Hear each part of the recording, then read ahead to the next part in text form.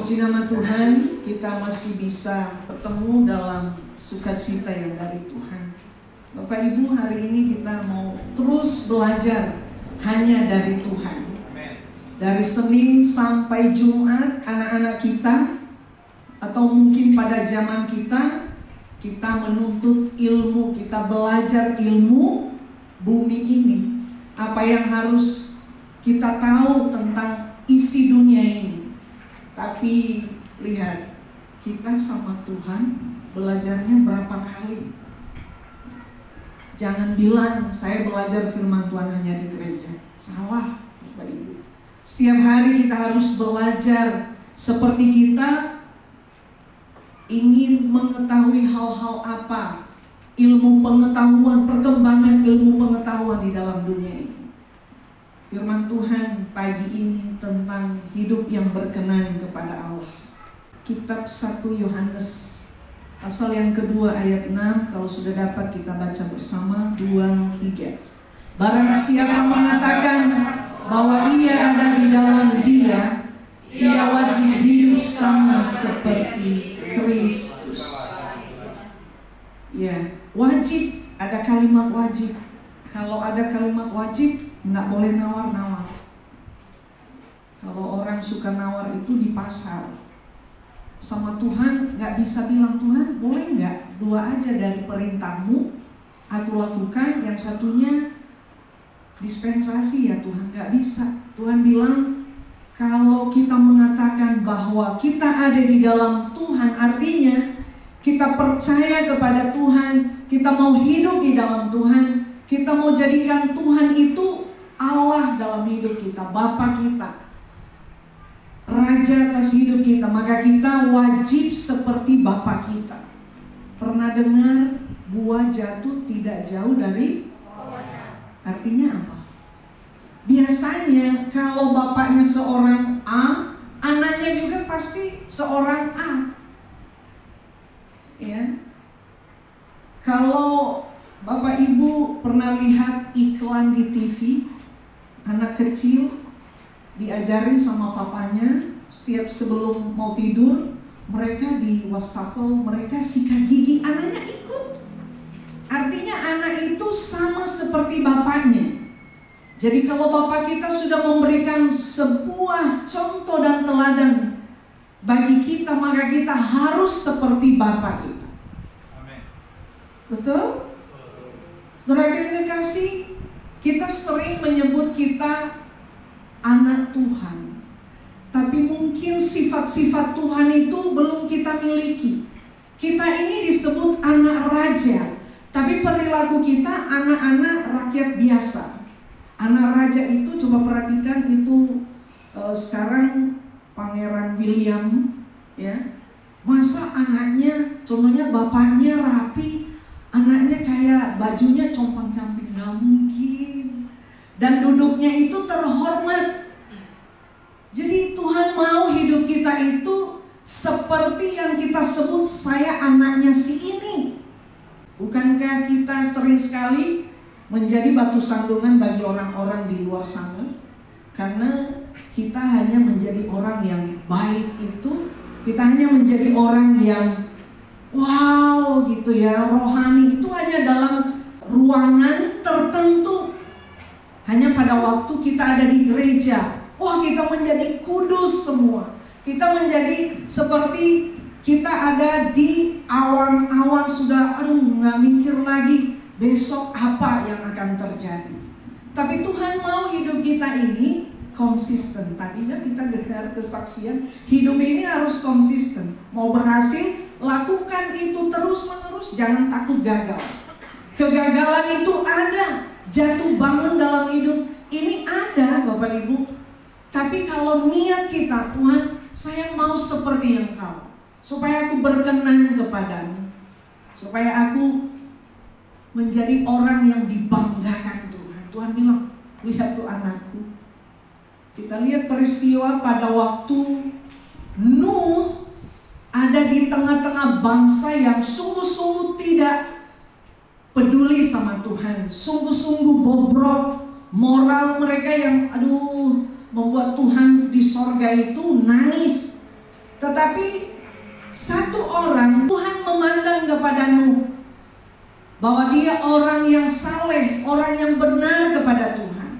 Itu yang Tuhan mau, sekalipun kita ada di lingkungan yang rata-rata itu nggak baik.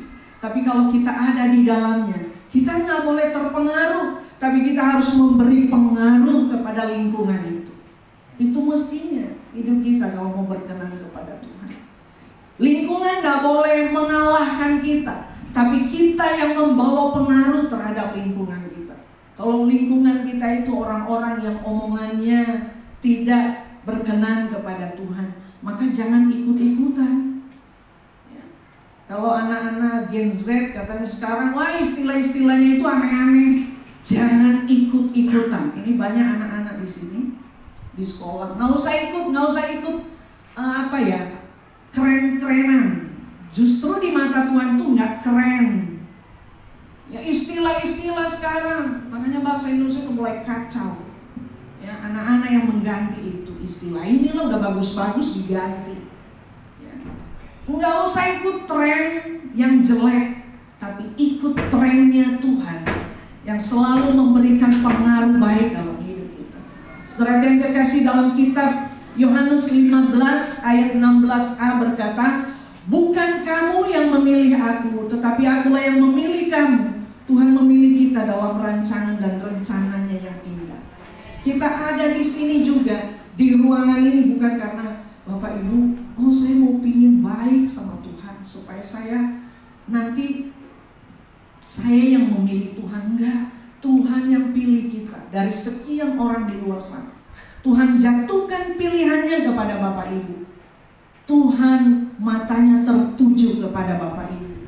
Tuhan memilih kita untuk menjadi orang-orang yang memberi hal-hal yang baik untuk Tuhan senang. Sebagai anak-anak Allah, kita harus memiliki gaya hidup yang berkenan dengan kehendak Tuhan.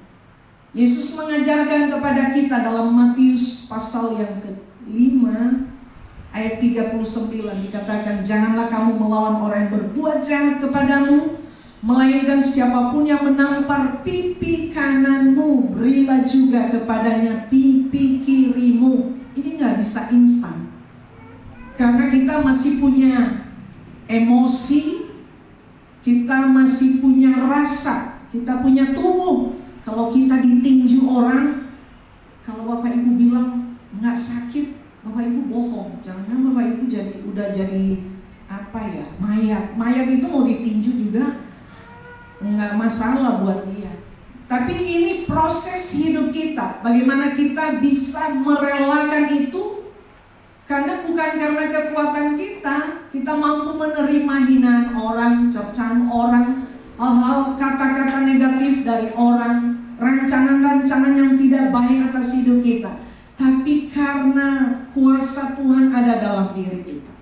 Kuasa Tuhan itu kita miliki, maka kita mampu menghadapi, melewati semua itu.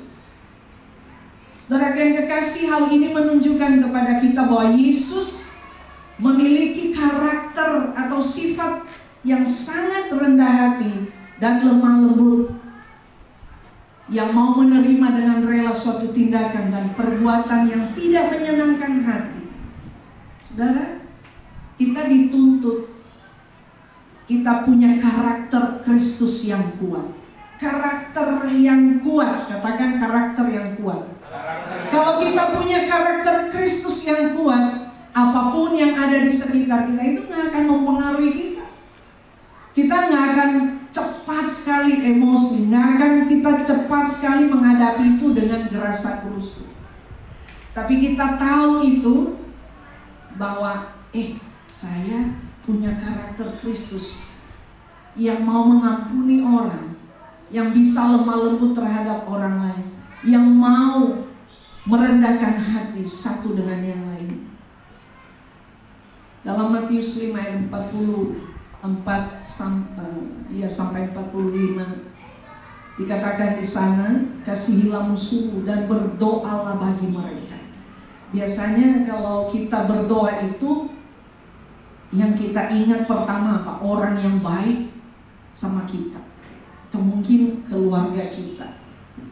Tapi pernah nggak kita mengingat orang-orang yang tidak baik terhadap kita, orang-orang yang jahat kepada kita? Kita mendoakan mereka, kita minta sama Tuhan supaya mereka juga memiliki hati seperti kita, dan kita memaafkan setiap sikap mereka. Karena intinya orang yang tidak mengenal kepada Tuhan, maka hidupnya biasanya ya begitu. Tapi kita beda dengan orang yang mengenal Tuhan, yang punya karakter tadi. Karakter yang kuat ini sangat dibutuhkan, sehingga kita punya nilai berbeda dari orang-orang yang belum percaya kepada Tuhan. Saudara yang kekasih, kita mau lihat bagaimana sih kita memiliki hidup yang berkenan kepada Tuhan. Pertama, kita harus hidup bergaul karib dengan Tuhan. Nuh itu seorang yang bergaul karib. Tidak pernah dia lakukan sesuatu hal tanpa dia tanya sama Tuhan. Tuhan, saya hari ini mau lakukan begini. Mungkin Bapak Ibu ada yang bingung, bagaimana sih cara tahu Tuhan saya melakukan hal itu? Bagaimana sih, apa benar yang mau saya kerjakan hari ini itu berkenan kepada Tuhan atau tidak? Firman itu ada dalam batin kita. Dia akan mengingatkan kita, dia akan memberitahukan kepada kita, ini baik, ini nggak baik, ini dilarang firman Tuhan.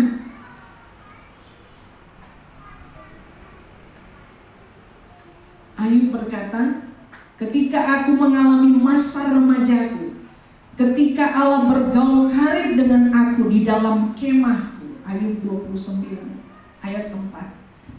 Hidup karib itu dekat. Gimana sih teman dekat? Teman dekat itu apanya nggak ada lagi yang tersembunyi. Semua diceritakan dari A sampai Z.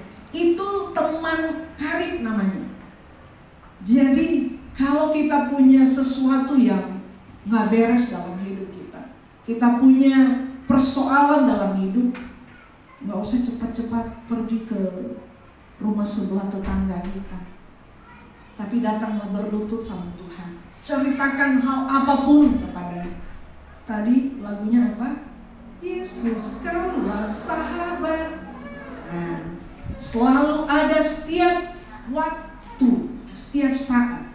Pasanganmu gak bisa setiap waktu ada di sebelahmu.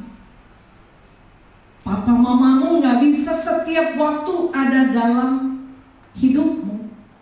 Tetapi Tuhan itu dia bilang apa? Immanuel, aku beserta kamu. Jadi hati-hati membawa hidup. Bawa hidup di tempat yang baik. Ingat, Immanuel, Tuhan itu beserta. Jangan kamu di tempat yang gak baik. Aduh, Tuhan bilang, nah kamu salah masuk nih. Ingat itu, Tuhan itu Immanuel, Tuhan beserta dengan kita. Jadi jangan sampai kita salah tempat. Jangan sampai kita salah membuka alat-alat komunikasi anak-anak remaja, anak-anak youth. Jangan sampai kamu salah klik. Salah klik itu akan membawa kepada kehancuran masa depanmu. Tapi kliklah hal-hal yang baik. Cari Tuhan dalam hidupmu. Hilangkan kata nanti aja. Papa mama saya usia sekian baru subuh-subuh sama Tuhan. Nggak rugi loh. Dari masa muda kita mengenal kepada Tuhan. Saya justru mengenal Tuhan itu waktu saya jauh dari orang tua saya. Saya mengenal Tuhan itu, memberi hidup sama Tuhan itu, dibaptis itu bukan karena orang tua saya suruh-suruh. Orang tua saya di Nias, tapi saya terima Yesus itu padahal udah Kristen dari lahir loh, dari perut. Di Medan, saya ambil keputusan, saya bilang, saya mau hidup seperti yang Tuhan mau. Bapak Ibu serta saudara, Maukah kita menyenangkan hati Tuhan dalam hidup kita? Nggak usah kita terlalu muluk-muluk. Saya mau melakukan, contoh 10 hukum Taurat mulai besok. Saya nggak mau melakukan. Jangan. Tapi bilang, Tuhan, aku mau belajar. Aku mau melakukan itu satu demi satu. Mampukan aku. Nggak ada orang yang bisa mampu loh melakukan firman Tuhan. Jangan kalian kira pendeta itu udah semua dia bisa lakukan. Belum. Kita juga sedang bertatih-tatih menuju ke sana. Bagaimana supaya hidup kita ini selalu berkenan kepada Tuhan. Yang kedua, supaya kita berkenan kepada Tuhan, beribadahlah yang benar. Roma 12 ayat 1 katakan, karena itu saudara-saudara, demi kemurahan Allah aku menasihatkan kamu supaya kamu mempersembahkan tubuhmu sebagai persembahan yang hidup, yang kudus dan yang berkenan kepada Allah. Itu adalah ibadahmu yang sejati.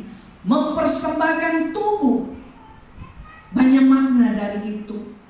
Mempersembahkan apa? Hal yang menonjol dalam hidup kita. Kita selalu pakai untuk kemuliaan nama Tuhan. Kita bisa menyanyi, ayo kita menyanyi. Di dalam ruangan, kita bukan penonton para WL singer, pemain musik di sini. Tapi kita adalah pelaku penyembah Tuhan, pelaku pemuji Tuhan. Kita lepaskan roh kita sama Tuhan. Tuhan, aku mau total Tuhan menyembah-Mu. Aku mau total memuji Engkau. Setiap syair demi syair di pujian itu mengandung kuasa. Jadi kalau Bapak Ibu nyanyi dengan sungguh-sungguh sama Tuhan, apa kalimat di situ itu akan terjadi dalam hidupmu. Kalau pujian itu bilang, Engkau yang sanggup memulihkanku. Tahu nggak, dengan perkataan itu kita dibenarkan. Kalau kita nggak bisa mengungkapkan itu sama Tuhan, Tuhan bilang, ini anak saya gimana ya? Dia ngakuin nggak saya Tuhannya? Atau hanya ya formalitas supaya di KTP-nya Kristen? Mari bawa hidup kita sama Tuhan, bawa yang terbaik pujianmu, suaramu, apapun beri sama Tuhan. Ketiga, tidak bergaya hidup serupa dengan dunia. Dunia hidupnya bagaimana sih? Siapa yang saya bisa makan besok? Siapa yang bisa saya hancurkan besok? Siapa yang bisa saya habisin? Itu hidup dunia. Kalau bisa saya sehingga segala macam cara pun ditempuh. Janganlah kamu serupa dengan dunia. Tuhan mau kita berbeda. Saya suka lihat di IG. Waktu itu seseorang yang lagi kerja di kapal pesiar, dia videokan di lautan sana. Dia ada 3 ya, jadi laut ini airnya ini ada 3 warna, tapi nggak bisa nyatu. Ini gambaran dari hidup kita. Kita boleh ada di dunia, kita boleh ada di kota ini, tapi kita nggak perlu harus seperti kehidupan orang-orang yang ada di kota ini yang tidak mengenal Tuhan. Tuhan mau kita terpisah. Tuhan sudah pisahkan kita dari dunia ini. Bukan berarti Bapak Ibu punya dunia lain, enggak. Kita masih di sini, tapi Tuhan mau supaya kita terlihat berbeda dengan mereka. Setiap kali Bapak Ibu lewat di depan rumah tetanggamu, dia akan bilang, ini pasti orang Kristen ya. Tuh yang suka ke gereja, hidupnya, lihat mukanya adem ya. Dia nggak tahu, mungkin Bapak Ibu nggak makan enak di rumah. Sama makannya tempe tahu, tapi dia akan bilang, beda ini orang ini ya. Dia bisa apa ya, menikmati hidupnya tanpa menggerutu sama Tuhan. Tapi yang paling celaka itu kalau orang bilang, Itu ya, yang sering ke gereja ya, yang suka nyanyi-nyanyi itu loh ya. Rumahnya itu tiap hari lagu-lagu rohani. Tapi pas ketemu, ya Tuhan, kan gak enak. Jangan kita bergaya seperti dunia ini. Yang keempat, menjaga hati dan pikiran tetap kudus. Banyak hal-hal yang akan membuat pikiran ini tidak kudus lagi. Pikiran ini tercemarkan. Apa yang kamu baca, itu yang akan mempengaruhi hidupmu. Orang-orang yang kerja di politik ya, dia belajar bagaimana sih politik ini gini.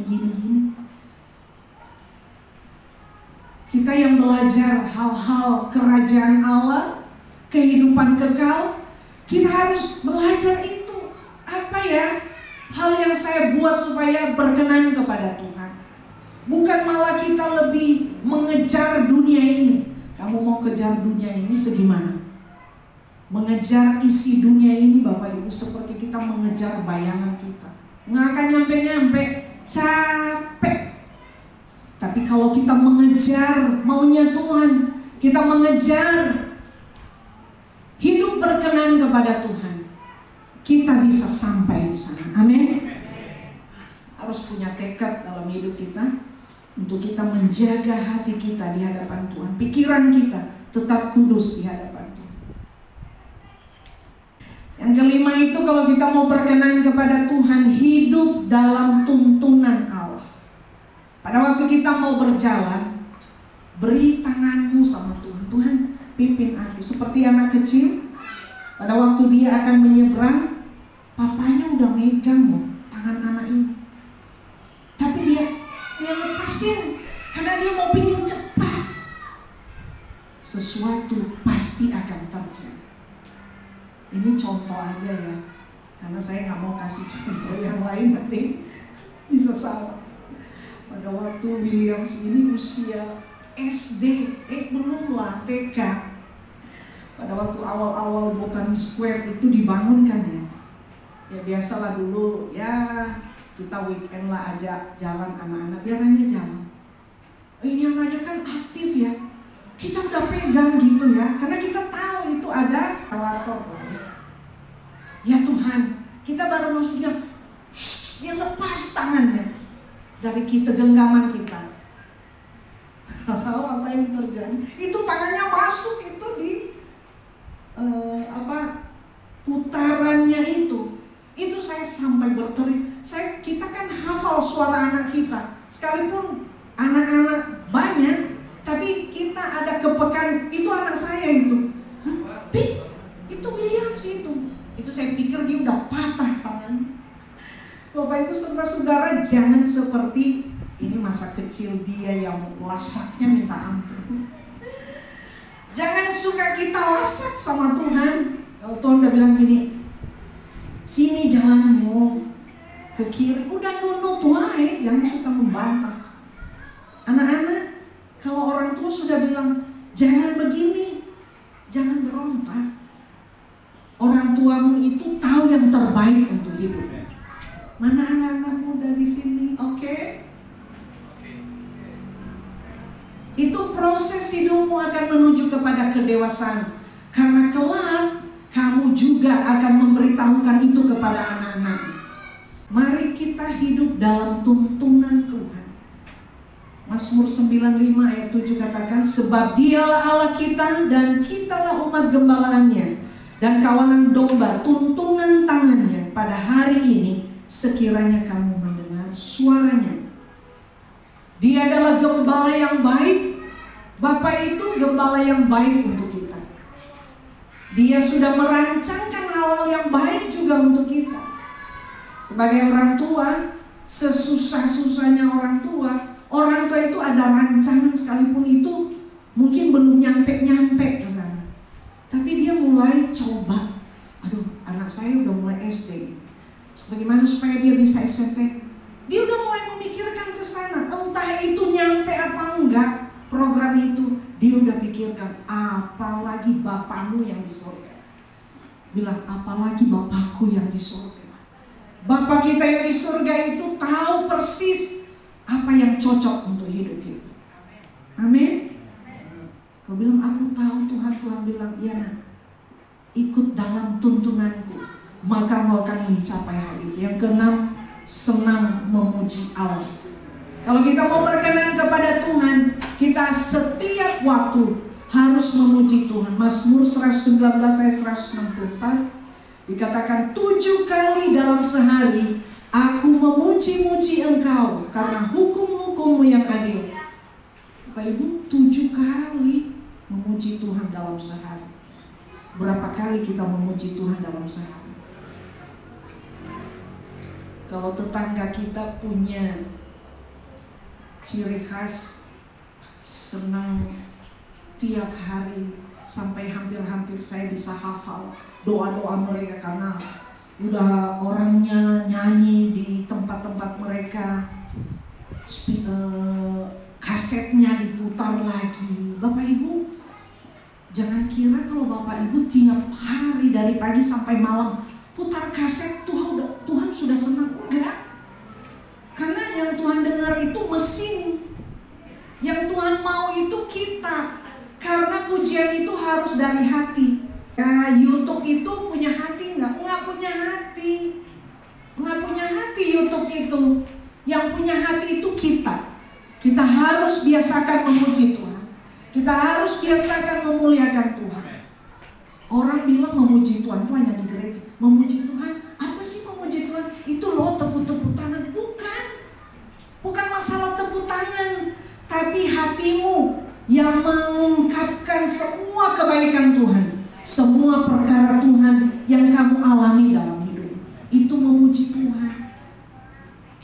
Jangan hanya pintar kita memuji lawan jenis kita. Kamu baik banget, kamu cantik, kamu ganteng.